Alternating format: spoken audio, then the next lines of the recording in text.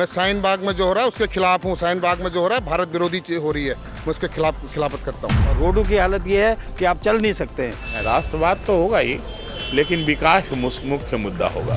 BJP और केजरीवाल वगैरह ने कुछ नहीं किया। सब कहते हैं हमने ये करा वो करा, किसी ने कुछ नहीं करा। ये जो फ्री चल रहा है सब फ्री चले, 5 साल और फ्री चले, अगर उन्हें केजरीवाल भी को जिताएंगे तो। यहाँ तो पहले बस की सर्विस ही नहीं है, बस ही नहीं है, बच्चे चाहे कोई भी परेशानी रहता है। सामने देखिए गड्ढा भरा पड़ा है। तो तमाम तरह की समस्याएं हैं सरकार के प्रलोभनों के साथ। जो एक दिखावा है, एक बुलावा है, वो हम लोग उसमें अब फंस चुके हैं, लेकिन अब हम लोग यहाँ फंसने वाले नहीं हैं। अब रंजीत सिंह जी ये बताइए कि कैसे मन में आए कि यहाँ से चुनाव लड़ा जाए। अब देखिए, मेरी जो पार्टी यहाँ एक्चुअली क्या है, मेरा मन तो छात्र जीवन से ही था कि मैं इलेक्शन में लड़ूं, पर इस बार ये हो गया कि बुराड़ी को मिनी उत्तराखंड बोला जाता है। उस मिनी उत्तराखंड हम यहाँ बोलते हैं, लेकिन हमारे जो जिस समाज से मैं आता हूँ, जिस पार्टी से मैं आता हूँ, वहाँ वालों की हमेशा राष्ट्रीय पार्टियों ने अनदेखी करी है।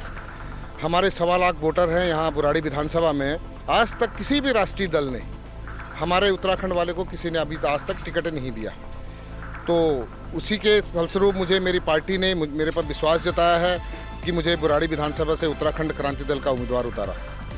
बीजेपी के वोटर निश्चित तौर पर वोट देंगे। जब से हमारी यहाँ उम्मीदवारी तय की गई है, बीजेपी के खेमे में भारी हर्षोल्लास है, जश्न का माहौल है, हर लोग खुश है। बीजेपी और हमारा भाईचारा, दोस्ती कोई आज का नहीं है।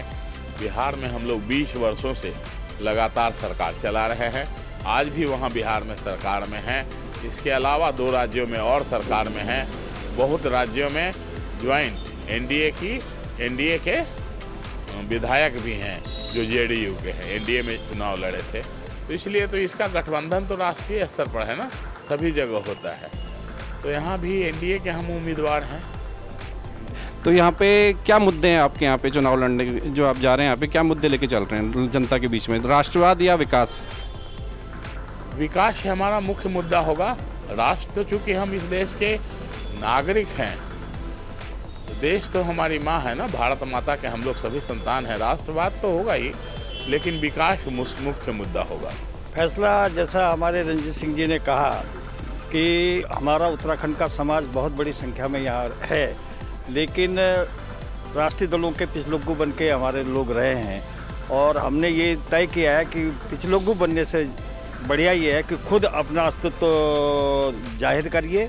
देखिए, दिल्ली में तो चुनाव लड़ना इसलिए भी ज़रूरी है, पूरा उत्तराखंड भाजपा और कांग्रेस की करनी के कारण दिल्ली ही आप बस गया है। पूरे उत्तराखंड के गांव खाली हो गए हैं, और दिल्ली में भी जो उत्तराखंड के लोग हैं उनकी जो स्थितियां हैं वो बहुत बेहतर नहीं है। आरजेडी तो एक रीजनल पार्टी है, बिहार की बड़ी पार्टी है, तो ये दिल्ली में क्या कर रही है? दिल्ली में हम इसको दोबारा इसलिए लाना चाहते हैं कि हमारी कांग्रेस पार्टी का तगड़ा संगठन हो और हमारी पार्टी और मजबूत हो, जो पहले से थोड़ा सा कमज़ोर हो गई थी, लेकिन कमज़ोर तो नहीं है, लेकिन फिर भी मजबूत हो जाएगी। क्योंकि अब हम चाहते हैं कि एक नई उमंग आए, और जितने भी युवा लोग हैं जो पिछड़े हुए हैं, अभी तक 2 पार्टियों ने कुछ नहीं किया, बीजेपी और केजरीवाल वगैरह ने कुछ नहीं किया। और कांग्रेस के दौरे इक़्तिदार में आप देख लीजिए, जो अक़लियत में थे, माइनॉरिटीज़ के लोग थे, वो खुशहाल थे और बहुत ही अमन के साथ ज़िंदगी गुजार रहे थे। कारोबार भी अच्छा था, लोग सुकून की रोटी खा रहे थे, घरों में पुरअमन थे, इकोनॉमी भी अच्छी थी। आज इकोनॉमी डाउन हो रही है, नौकरियां ख़त्म हो चुकी, फैक्ट्रियां बंद हो रही हैं, बैंक बंद हो रहे हैं। तो इस पर भी तो ध्यान देना चाहिए तमाम लोगों को, न्यूज़ चैनल वालों को भी, कि इस चीज़ को भी सामने रखें। मैं सुन्नी कॉलोनी में रहता हूँ। हमारे वहाँ पर पानी के कनेक्शन हुए थे सर, पानी के कनेक्शन हुए थे तो क्या पे हर घर पे 3,500 रुपये जुर्माना लगा दिया गया, जिसमें 250-300 घर थे। उसमें क्या नाम है, मुझे नहीं मालूम है विधायक साहब हैं कौन हैं, लेकिन कार्यकर्ता हैं वहाँ पे कई। और दूसरी समस्या सर ये है, वहाँ पे क्या नाम ट्रांसफर लगा हुआ है, ट्रांसफार्मर बिजली का, वहाँ पे कई दुर्घटना हो चुकी हैं, गाड़ी गिर चुकी हैं, स्कूटर गिर चुके हैं, कई लेडीज़ को चोट भी लगी है, और कई लड़कियाँ वड़कियाँ, ये सब कुछ, ये इस तरह की परेशानी है। और दूसरी वहाँ पे अवैध फैक्ट्रियाँ खुली हुई हैं कॉलोनी के अंदर सर। समस्या यहाँ पर यह है कि यहाँ पे पानी की निकासी नहीं है सही तरीके से, पानी ये सब जगह भर जाता है, मच्छर वगैरह ऐसे पनपते रहते हैं, उसमें दिक्कत परेशानी ज़्यादा होती है। बाकी तो सब तो सही से चल रहा है। कोई बस शेल्टर नहीं है और बहुत सारी समस्याएं जो हमारी सरकार ने कही कि महिलाओं को हम लोग बस फ्री दे रहे हैं, तो वो भी एक दिखावा था, कुछ भी नहीं है। मैं कब से यहाँ पे खड़ी भी हूँ और कोई बस आ भी नहीं रही है, डीटीसी ही नहीं चलती। तो तमाम तरह की समस्याएं हैं सरकार के प्रलोभनों के साथ। जो एक दिखावा है, एक भुलावा है, वो हम लोग उसमें अब फंस चुके हैं, लेकिन अब हम लोग यहाँ फंसने वाले नहीं हैं। अब हमारे गली की समस्या है, गली में पानी भरा है, नाली साफ नहीं होता है जल्दी है, सामने देखिए गड्ढा भरा पड़ा है। सरकार वादे किए हैं, सब आदमी देख सकते हैं जी यहाँ पे।